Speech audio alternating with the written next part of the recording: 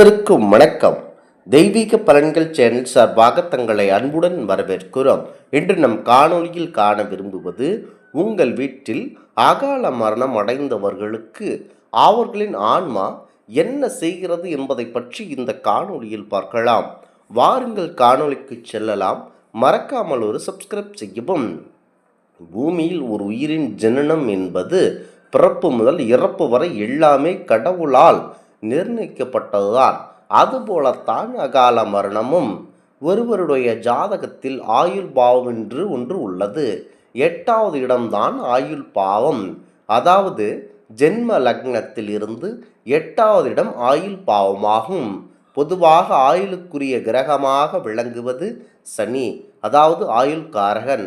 ஆயுள் ஸ்தானத்திற்குரிய கிரகமோ அல்லது சனியோ வலுவாக இருந்தால் தீர்க்காயுசு யோகம் என்று ஏற்படுகிறது. அவருக்கு எந்த பாதிப்பும் ஏற்படாது. அதே போலத்தான் 8வது வீட்டிற்குரியவனும் கெட்டு சனியும் கெட்டு இருந்தால் குறையாயுள் யோகம், துர்மரணம் ஏற்படும். அதாவது காக்கையர் நாடி போன்ற பழைய நூல்களில் வன விலங்குகளால் தாக்கப்பட்டு இறப்பான், தன்னைத்தானே மாய்த்து கொள்வான், விஷத்தால் இறப்பான், தீயால் இறப்பான் என்பது போல கொடூர மரணங்கள் பற்றி எல்லாம் சொல்லப்பட்டிருக்கும். சிரசு எடுக்கப்பட்ட மரணமடைவான் என்பது பற்றியும் கூறப்பட்டிருக்கும். இந்த லக்னத்தில், இந்த ராசியில், இந்த திதியில் பிறந்தவன் இந்த லக்னத்தில் இந்த திதியில் மாலை பொழுதில் இந்த நொடி பொழுதில் இறப்பான் என்றும் கூறப்பட்டுள்ளது. ஒருவருக்கு துர்மரணம் என்பது நிர்ணயிக்கப்பட்டிருப்பதுதான். நம்முடைய ஜோதிட அனுபவத்தில் ஒருவர் துர்மரணத்திற்கு அமைப்பு இருந்தாலும் அவரது மனைவி மற்றும் மகனது ஜாதகத்தில் வலிமையால் அவரது துர்மரணத்திற்கான வாய்ப்புகள் கண்டிப்பாக குறையலாம். 35 வயதில் ஒருவருக்கு துர்மரணம் ஏற்படும் என்று இருக்கும். ஆனால் அவருக்கு பிறக்கும் மகன் நல்ல ஜாதக அமைப்பில் பிறந்திருந்தால் 40 அல்லது 42 வயது வரை அவன் உயிரோடு இருப்பதற்கான வாய்ப்புகள் உண்டு.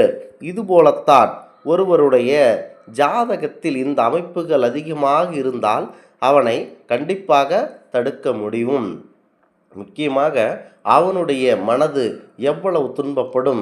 கடவுளின் படைப்பில் உடல் ஊனமுற்றவர்கள் உண்டு. அவர்களுக்கு உதவுவர்களும் ஒரு சில கடவுளே அவர்களுக்கு முற்பில் செய்த கொடுமைகளுக்கு தண்டனை வழங்கியுள்ளார். நீங்கள் உதவி செய்து அத்தண்டனையை சரிவர நிறைவேற்றி விடாமல் செய்து மீண்டும் அவர்களை அடுத்த பிறவியிலும் இது போன்ற கஷ்டங்களை அனுப்ப வாய்ப்பளித்து விடாதீர்கள் என கூறுகிறது இந்த பதிப்புகள். முக்கியமாக அனைத்து நபர்களும் தன்னைத்தானே சுற்றி வருவார்கள். சூரியனுக்கு நேராக முகம் பார்க்கும் கண்ணாடியை காண்பித்தால் அதிலிருந்து ஒரு பிரதிபலிப்பு வெளிச்சம் தோன்றும். பல நேரங்களில் பிரதிபலிப்பை நிஜம் என்று நம்பி வாழ்க்கை முழுவதும் ஏமாந்து போய்விடுவார்கள். வெளிச்சத்தை சூரியனால் தான் தர முடியும் என்பது போல சந்தோஷம் நம் மனதிற்குத்தான் இருக்க வேண்டும் என்பதை உணர ஞானம் வேண்டும்.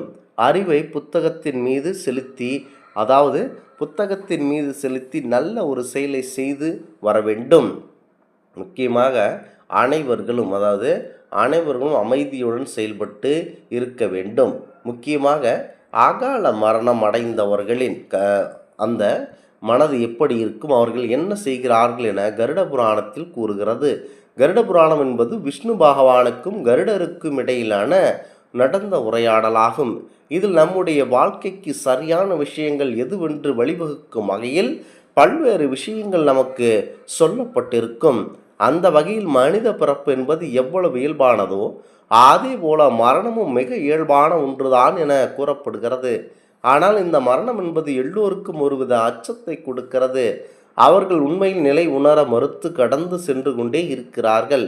அந்த வகையில் கருட புராணத்தின்படி ஒருவர் அகால மரணத்திற்கு பின்பு அவர்களுக்கு என்ன நடக்கிறது, அவர்களுக்கு மோட்சம்தான் கிடைத்ததா என்பதை பற்றி கருட புராணம் தெளிவாக கூறுகிறது. அந்த பதிவு தான் உங்களுக்கு கூறுகிறோம். ஒருவருக்கு அகால மரணம் பல காரணங்களால் நிகழ்கிறது.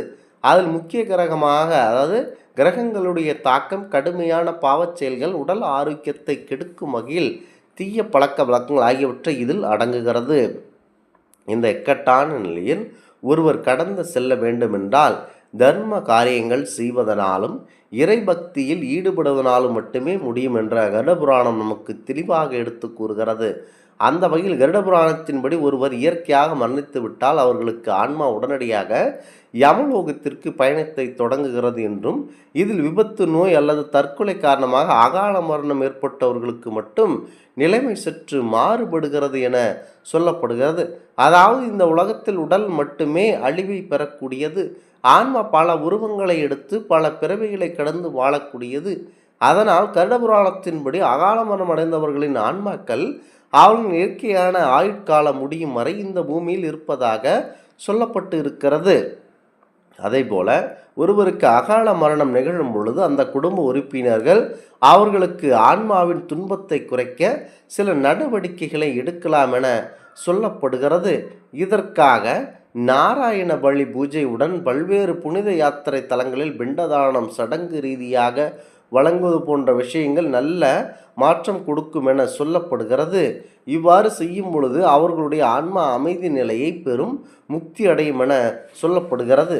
மேலும் கருட புராணத்தின்படி மனிதர்களுடைய வாழ்க்கையில் ஒருவருக்கு கடமையை செய்தால் மட்டுமே அவர்களுடைய வேலையை தவிர்த்து அதற்கான பலனை அவர்கள் எதிர்பார்க்காமல் இருப்பதே தர்மம் என சொல்லப்படுகிறது. ஆதலால் நம்முடைய வாழ்க்கையில் தர்மத்தோடும் நல்ல சிந்தனையோடும் செயல்கள் செய்து வந்தாலேயே இந்த உலகம் அதற்குரிய பலனை, நல்ல பலனை நமக்கு கட்டாயம் நமக்கு கொடுக்கும் என்பதை கருட புராணம் நமக்கு மிக தெளிவாக கூறுகிறது. இந்த இடத்தில் எவருக்கும், எந்த ஒரு நபருக்கும் தீமை செய்யாமல் நம்ம அகால மரணம் அடைந்தாலும் நமக்கு நல்ல ஒரு புனிதமான ஒரு வாழ்க்கை அமைய போகும் என அர்த்தமாகும்.